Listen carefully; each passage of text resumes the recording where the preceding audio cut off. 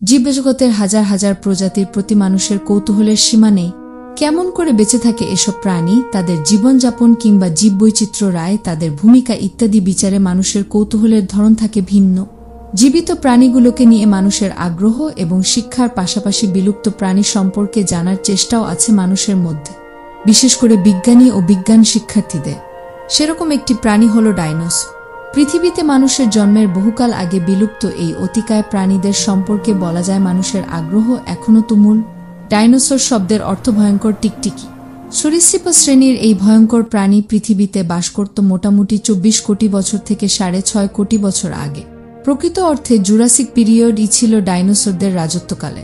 সে সময় অন্যান্য প্রাণীর বিকাশ ঘটলেও এর দাপটে অনেক প্রজাতি বিলুপ্ত হয়ে গিয়েছিল।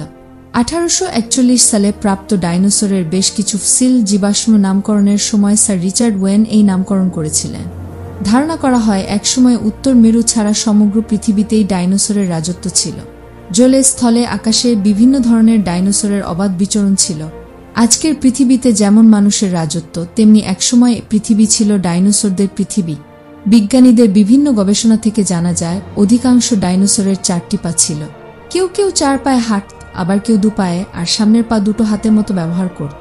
কিছু ডাইনোসর আকাশে পাখির মতো উড়ত, আবার কেউ কেউ পানিতে বিচরণ করত। আকার আকৃতির দিক থেকেও ছিল ভিন্নত, যেমন আর্জেন্টিনোসরাস, সিনিমোসরাস, আলট্রাসরাস, ব্র্যাকিওসরাস, সুপারসরাস। এগুলো ছিল রীতিমতো দাম্বাকৃতির। এগুলোর দৈর্ঘ্য ছিল প্রায় ১০০ ফুট, উচ্চতা প্রায় ৫০ ফুট। আবার কমসবনাথাস ছিল মুরগির আকারের। কোনো প্রজাতি ছিল হিংস্র মাংসাশী, কোনো প্রজাতি ছিল তৃণভোজী। আবার অনেক প্রজাতি ছিল যারা একই সাথে উদ্ভিদভোজী এবং মাংসভোজী ছিল। স্টিভেন স্পিলবার্গের জুরাসিক পার্ক চলচ্চিত্রটিতে আমরা দেখেছি বিভিন্ন ধরনের ডাইনোসর, তাদের গায়ের রং, তাদের আওয়াজ। তবে সবই কাল্পনিক, এখনকার মানুষের ধারণা। আজকের দিনে যদি ডাইনোসরদের আবার ফিরিয়ে নিয়ে আসা হয় তাহলে চিত্রটা কেমন হবে ভাবলেই আমাদের গা শিউরে উঠে।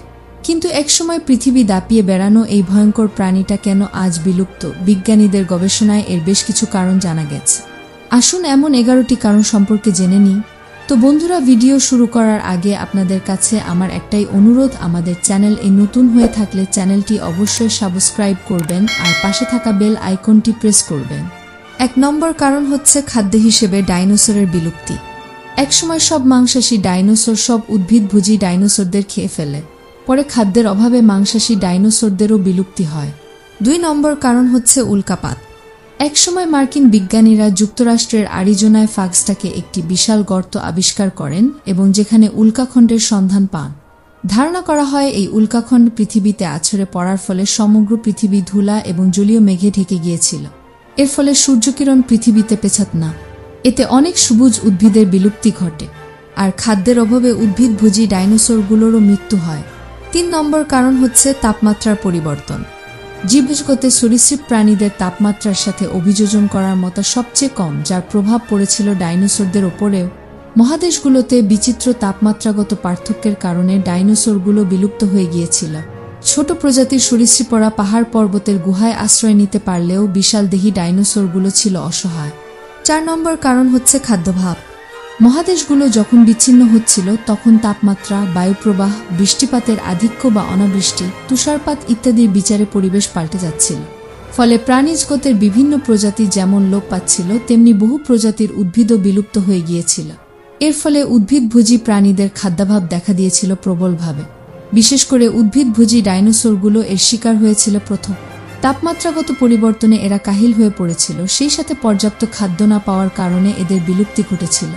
অন্যদিকে মাংসাশী ডাইনোসরগুলো তাপমাত্রা এবং খাদ্য হিসেবে উদ্ভিদভোজী প্রাণীর অভাবে মারা গিয়েছিল একটু বিলম্বে। ৫ নম্বর কারণ হচ্ছে রোগব্যাধি। সনাতন পরিবেশ যখন সুস্থ সবল ডাইনোসরগুলো বিচরণ করত তখন তাদের ওপর ব্যাকটেরিয়া বা ভাইরাসগুলো হয়তো ততটা প্রভাব বিস্তার করতে পারেনি। বহু কারণে ধীরে ধীরে ব্যাকটেরিয়া বা ভাইরাসদের আক্রমণ করার মতাও বৃদ্ধি পেয়েছিল। সব মিলিয়ে ডাইনোসরগুলো রোগাক্রান্ত হয়ে পড়ছিল দ্রুত। এভাবে তাদের বিলুপ্তি ঘটছিল। ৬ নম্বর কারণ হচ্ছে প্রজনন ক্ষমতা হ্রাস। সাধারণত দেখা যায় দীর্ঘকাল অনুকূল পরিবেশ না পেলে কোনো কোনো প্রজাতির যৌনস্পৃহা বা প্রজনন ক্ষমতা হ্রাস পায়। ডাইনোসরের কোনো কোনো প্রজাতি এই কারণেই বিলুপ্ত হয়ে গিয়েছিল। ৭ নম্বর কারণ হচ্ছে বিবর্তন।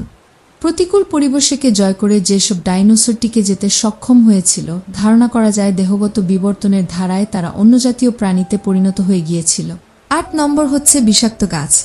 একসময় বিষাক্ত গাছে পৃথিবী ছেয়ে গিয়েছিল।